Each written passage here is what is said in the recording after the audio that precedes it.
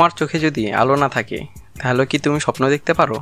তুমি যদি কানে কিছুই না শোনো তাহলে কি তুমি পৃথিবীর আহ্বান শুনতে পারো? আজ আমরা জানবো এমন এক নারীর গল্প যিনি শুনতেন না, দেখতেন না, কথাও বলতে পারতেন না, তবুও বদলে দিয়েছিলেন লক্ষ লক্ষ মানুষের জীবন। তার পুরো নাম হেলেন অ্যাডাম কেলার্স।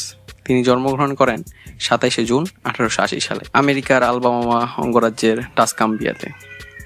তিনি মাত্র 19 মাস বয়সেই এক বিরল জ্বরে আক্রান্ত হয়ে অন্ধ, বধির এবং কানে শুনতেন না। তিনি কথাও বলতে পারতেন না। এই বয়সেই তার পৃথিবী হয়ে ওঠে অন্ধকার আর নিশ্চুপ। হেলেন যখন বড় হতে লাগলেন তখন তিনি চোখে দেখতেন না, কানেও শুনতেন না।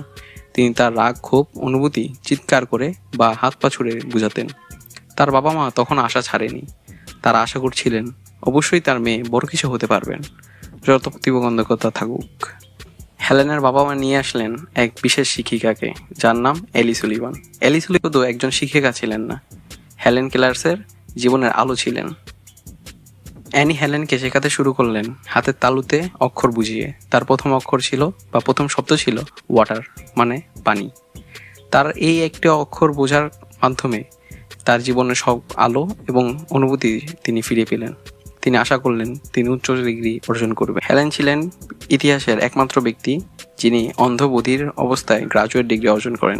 তিনি হার্ভার্ড বিশ্ববিদ্যালয়ের এক শাখা থেকে গ্রাজুয়েট ডিগ্রি অর্জন করেন। এরপর তিনি লেখালেখি শুরু করেন। তার আত্মজীবনী the story of my life আজও বিশ্বব্যাপী মানুষকে অনুপ্রাণিত করে তার এই বই।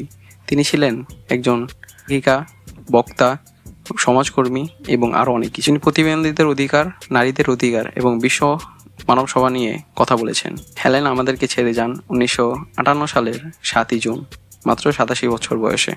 তিনি শিখিয়েছেন কিভাবে অনুপ্রেরণা দেওয়া যায়, কিভাবে একজন মানুষ ঘুরে দাঁড়াতে পারে। কোনো প্রতিবন্ধকতাকেই তিনি মানেননি। তিনি সবসময় চেষ্টা করেছেন মানুষের কাজ করতে এবং মানুষকে সাহায্য করতে।